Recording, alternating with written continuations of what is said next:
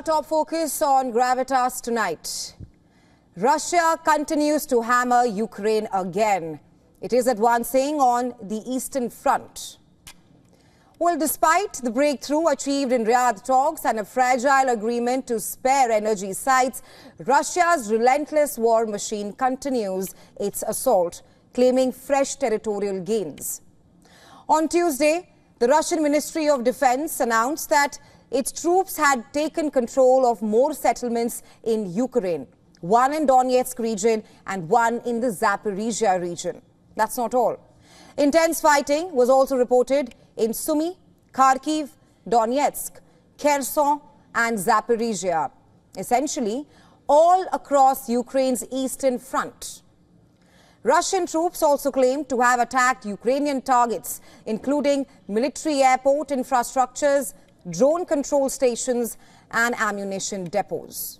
Meanwhile, Ukrainian military reported a total of 105 battles along the front lines. They said that the Russian army launched 43 attacks in Pokrovsk, of which the Ukrainian army claims to have repelled 39.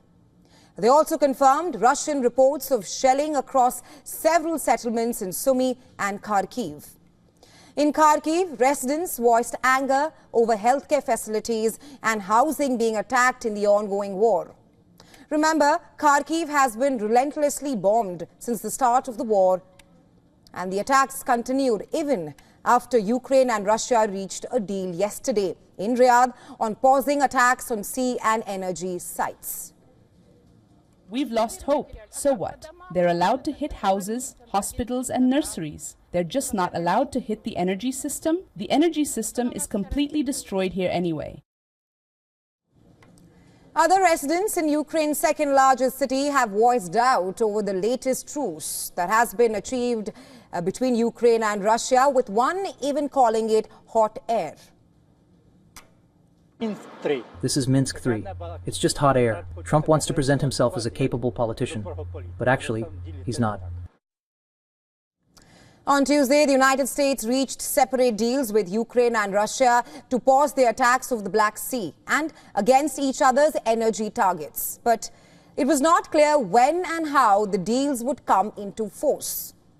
Russia and US agreed on a list of energy facilities spared from being targeted.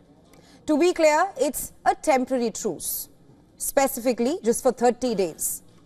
The list covers oil refineries, oil and gas pipelines and oil and gas storage facilities, including pumping stations, power generation and transmission infrastructure such as power stations. This also includes substations, transformers and distributors. All of these will not be attacked either by Russia or by Ukraine. As for the fragile truce, nuclear sites and hydropower station dams will also be spared in the attacks.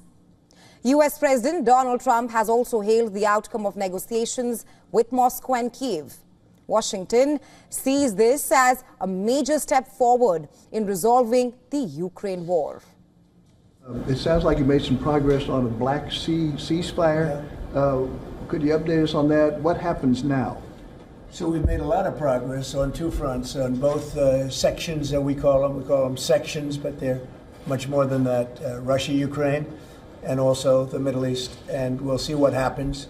We're in deep discussions with Russia and Ukraine, and I would say it's going well, but it's a situation we should have never had to even think about, should have never happened. The US has said that it is committed to helping Ukraine exchange prisoners of war, release civilian detainees and also return forcibly transferred Ukrainian children. Reuters reported all of this, but let's tell you why we call this a fragile truce between Ukraine and Russia. Even though Kremlin has added that the 30-day ceasefire on energy sites is in effect and assured that it may be extended by mutual agreement. Moscow has warned that the temporary ceasefire will cease to be in effect if violated by one of the parties. What's more, Russia has also put forth conditions before the truce comes into effect. Kremlin spokesperson Dmitry Peskov has said that Putin's order for a moratorium on attacking energy infrastructure remained in force. But the Kremlin also said that the Black Sea deal that was agreed yesterday will only be activated after a number of conditions are met. What are those conditions that Russia wants? According to the Kremlin, Russia will implement the deal once the US delivers lifting of sanctions on Russian agricultural goods and fertilizers.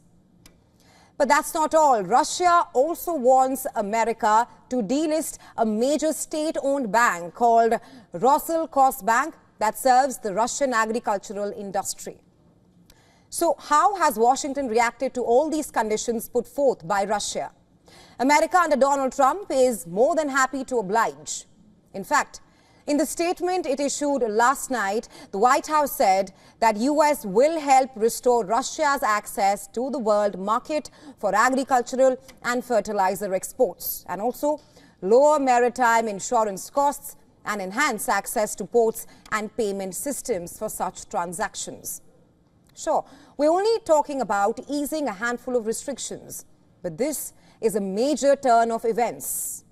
Because for the first time in over 3 years, the US will lift sanctions on Moscow instead of imposing them on Russia. And clearly, Ukraine is not happy about it.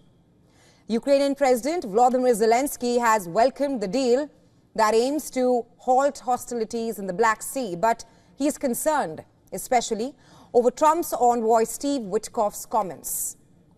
In an interview to Tucker Carlson recently, Witkoff, who is President Trump's special envoy and the lead negotiator tasked with ending the war in Ukraine, made comments seemingly in lines with Russia's stand.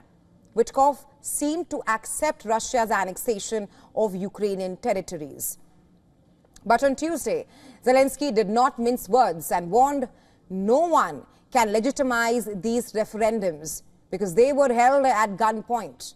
He said, adding that no one recognized these territories as Russian. If that was not enough, after the overnight attacks, Zelensky also accused Moscow of not moving towards real peace.